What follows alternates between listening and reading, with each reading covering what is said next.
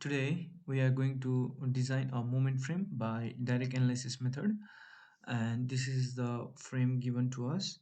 Gravity columns are pin jointed at both ends and they do not contribute to the lateral stability of the structure. No delta effects are to be considered. In the figure, uh, these are the gravity columns pin jointed at both ends. Pin jointed at both ends, just like this. Yeah, pin jointed at both the ends, jointed at both ends. And moment columns are the source of lateral stability of the frame. So p delta effects as to be considered during the analysis. In this question, these are the moment columns. These are the moment columns. As per AISC specification, we must analyze this moment frame using 80% nominal stiffness to account for the inelasticity. So for this column W12 into 65 and W18 into 40, and this column W12 into 65, this must be reduced by 0.8. First of all, let's define the section properties and frame sections. Now let's import the beams and columns. Like we got to import aisc.pyro, open, and here we get the various sections, and the various sections that we need are W18 by 40 for beam and W12 by 65 for the columns. 1840, yeah, this is the 1840. As I said earlier, we need to reduce the stiffness of the sections by 0.8. So we copy set modifiers and we reduce the cross section area by 0.8, and for moment of inertia 0.8 and 0.8, and this fs section 1 is the reduced stiffness of W18 by 40.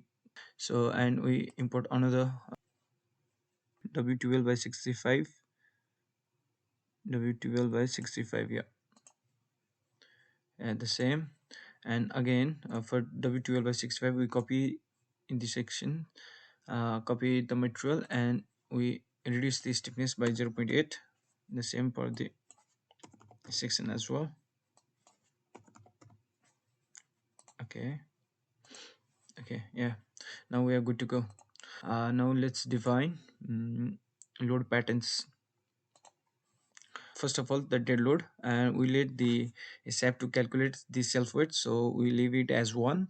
And now we have other load as live load, live live, and we'll give SAP to calculate the live load, so we keep self weight multiplier at 0 and new load pattern. And now notional load, we got another load as notional load, NOTI ONL notional, and click more, then you get it as a notional load, self weight multiplier at 0. Auto lateral load pattern it's none, because we're gonna give the value of notional load. Now let's define load case, add new load case. We need a linear static linear load case. Yeah, dead load is multiplied by 1.2, live load by 1.6,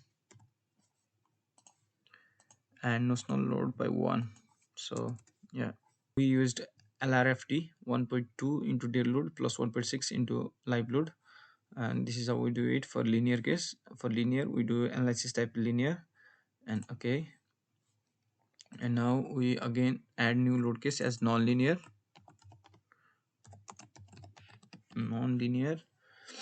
This time the same procedure, dead load 1.2, live load 1.6, and notional load as 1. Add in this type, now load case type would be static, analysis type would be non-linear, and geometric non-linearity parameters would be p delta plus large displacements. So click OK.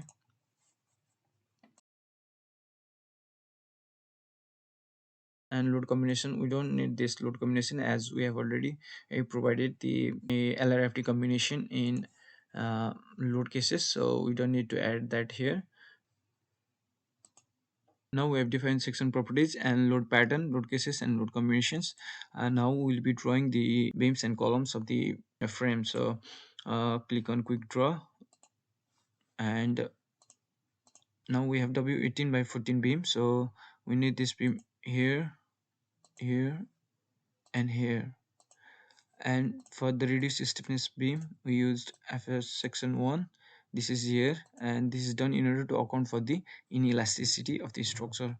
So again, the same applies to the column W12 by 65. We apply it here, here, and here.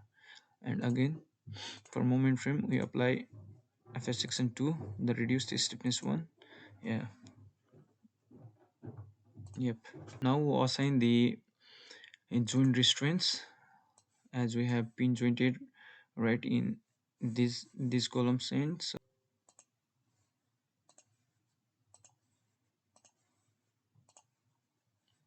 Apply pin joints this way. Okay, something you need to be very careful is that we are working in axis plane, so be sure to be in axis plane. Now we'll be assigning the loads. Go to frame loads, distributed loads. Now we got dead load as 0.4 kips per feet. So dead load, gravity, yep, global gravity, load type force. Now this is uniform load, so input 0.4 kips per feet, and this applies in all these sections. So yeah, apply. Yeah, we got 0.4 kips per feet as a dead load. And now again we need to apply live load, load pattern live, the same. And this time we got to add to the existing dead load. So add to the existing dead load. Now uniform load is 1.2 kips per feet.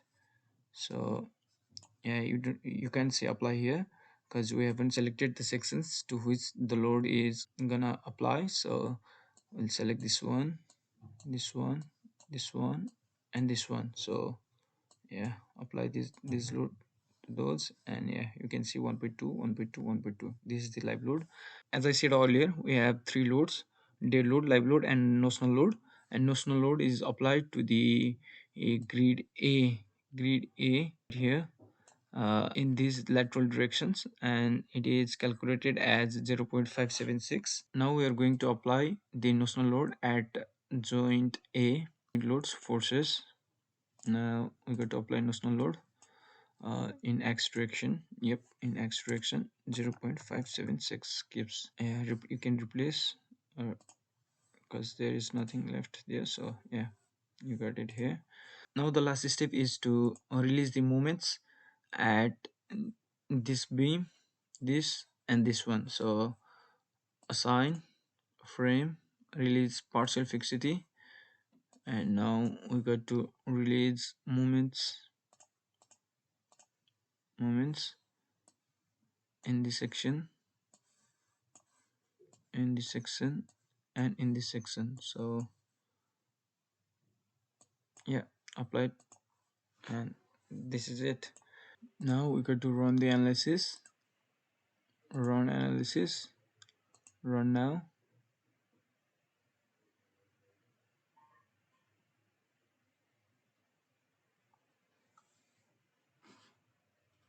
Yeah, this is the deformation curve. What should I do? And we need for linear and non-linear. So apply for linear, and this is the deflection that we get, like yeah, 0.0184, that's in feet. So that's the deflection in a linear. And again go to non-linear, apply, and this is the deflection in non-linear, 0.0304, that's in feet again. So in direct analysis method, you need delta 2 by delta 1, and linear you take it as delta 1, and for non-linear you take it as delta 2. Now now we'll see the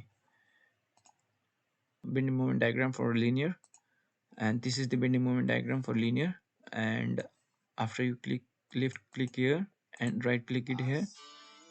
You get this sort of values, and these are the values that we need. This 127.88 and 37.18. We particularly need it of non-linear, so 131.54 is the MR and 37.84 is the PR. So these are the values that we need, and we need to check for alpha, PR by PNS. These are the figures that you get the values from. So yeah.